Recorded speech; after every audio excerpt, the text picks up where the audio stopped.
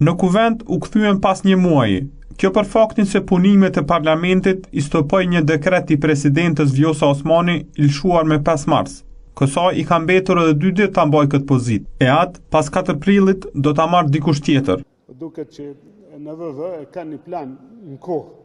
Pra fillimisht për ata është më rëndësi që kryetaria e kuvendit të jetë edhe ushtruese detyrës presidentit, pra nuk po nguten para datës shpesh, pastaj çohim si do ta menaxhojnë, po ne varemi nga iniciativa e tyre.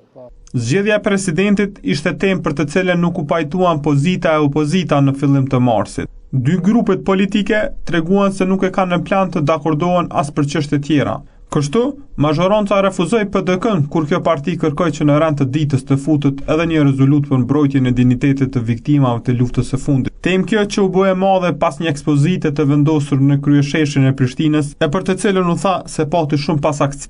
Meq vetvendosje nuk e mbështeti, Partia Demokratike vendosi të largohet nga kuvendi. Situatë të tillë, kur ka mungesë të shprehur të vullnetit politik për të bërë një kompromis për një çështje kaq të ndjeshme.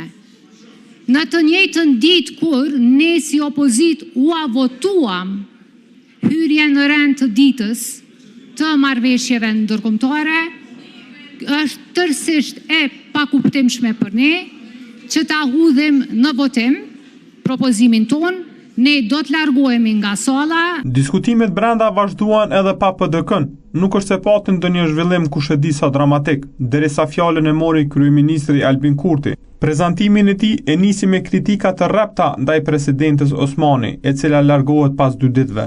Dekreti i lëshuar ishte në shpërputhje me Kushtetutën e Republikës Kosovës dhe ka krijuar një situatë e cila kërkon qartësi, jo konfuzion.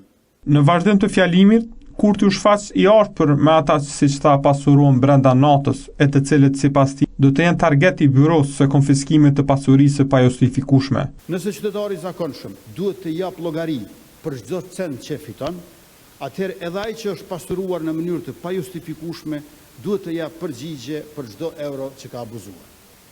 Këtë nuk e bëjmë si një akt hakmarrje, por si një akt barazie. Sepse një shtet që nuk i dënon të fortit e padrejt, në fakt i braktis të doptit çdo ditë. Por, ishte një deputet i AK-s që la të kuptohet se mund të ketë diçka që nuk shkon edhe me pasurinë e Kurtit. Publikisht kryeministit, le të jam unë i pari si zyrtar publik dhe ky i dytit na hetohet pasuria.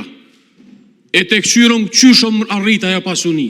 Sa ka ky e sa ka unë për shembull. Tahiri nuk ishte i vetmi nga AK që i reagoi Kurtit. Një gjë të tillë e bëri edhe lideri i kësaj partie Ramush Haradinaj.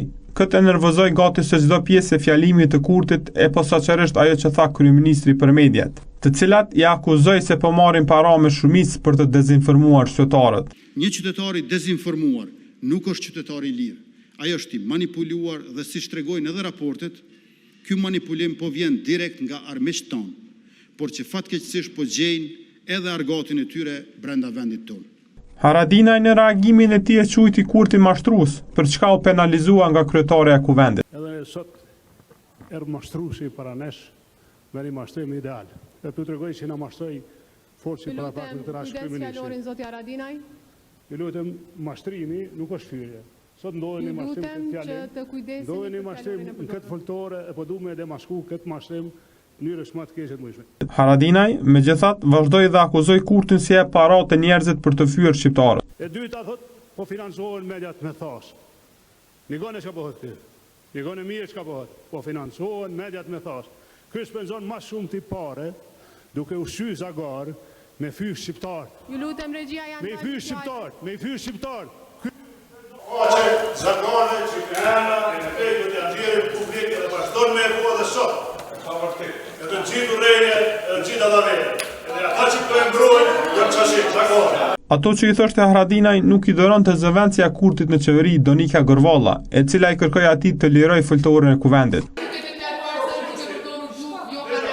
Kur kjo situatë u qetësua, deputetët ja dolën të miratojnë 7 marrëveshje ndërkombëtare.